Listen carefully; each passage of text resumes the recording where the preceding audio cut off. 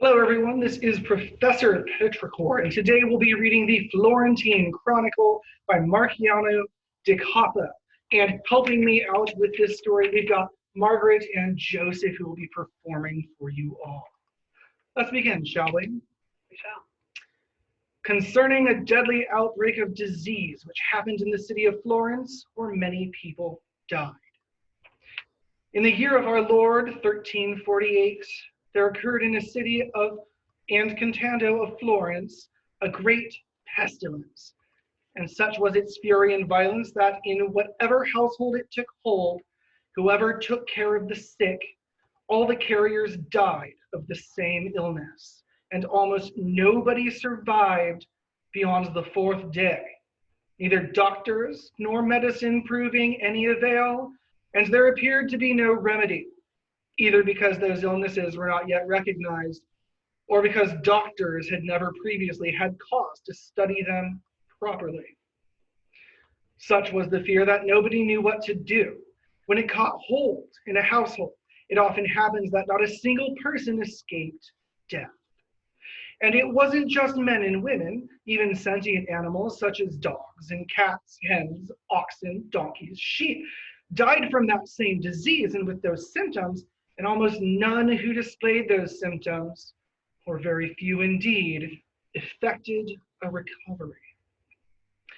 Those symptoms were as follows: either between the thigh and the body, in the groin region, or under the armpit, there appeared a lump and a sudden fever, and when the victim spat, he spat blood mixed with saliva. And none of those who spat blood survived. Such was the terror this caused, that seeing it take hold in a household, and as soon as it started, nobody remained. Everybody abandons the dwelling in fear and fled to another. Some fled into the city and others into the countryside.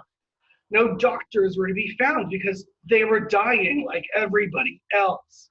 Those who could be found wanted exorbitant fees, cash in hand, before entering the house. And having entered, they took the patient's pulse with their heads turned away, and assayed the urine samples from afar, with aromatic herbs held to their noses. Sons, abandoned fathers, husbands, wives, wives, husbands, one brother to the other, one sister to the other.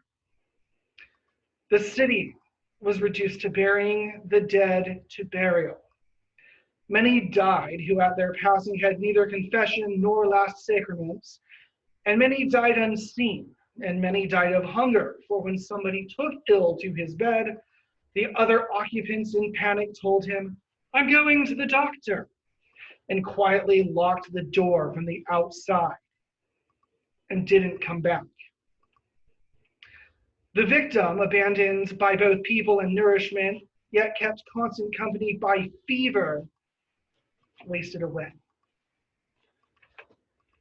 Many were those who begged their families not to abandon them. When evening came, the relatives said to be patient, so that you don't have to wake up the people looking after you at night, asking for things, because this is going on day and night. You yourself can reach for cakes and wine or water. Here they are on the shelf above your bed. You can get the stuff when you want. And when the patient fell asleep, they went away and did not return. If, through good fortune, the victim had been strengthened by that food, the next morning alive and still strong enough to get to the window, he would have to wait half an hour before anybody came past. If this was not a busy thoroughfare, and even when the odd person passed by and the patient had enough voice to be heard a little, if he shouted, sometimes he would be answered and sometimes not. And even if he were to be answered, there was no help to be had. For not only none or very few wished to enter a house where there were sick people, but they didn't even want to have contact with those who issued healthy from a sick person's house, saying, "He's jinxed, do not speak to him," saying, "He's got it because he's Gaviocho, Bubo in the house," and Gaviocolo was the name they gave these swellings on the body. Many died without being seen, remaining on their beds till they stank. And the neighbors, if any were left, having smelled the stench, did a whip around and sent him for burial. Houses remained open. Nobody dared touch anything, for it seemed that things remained poisoned, and whoever had anything to do with them caught the disease.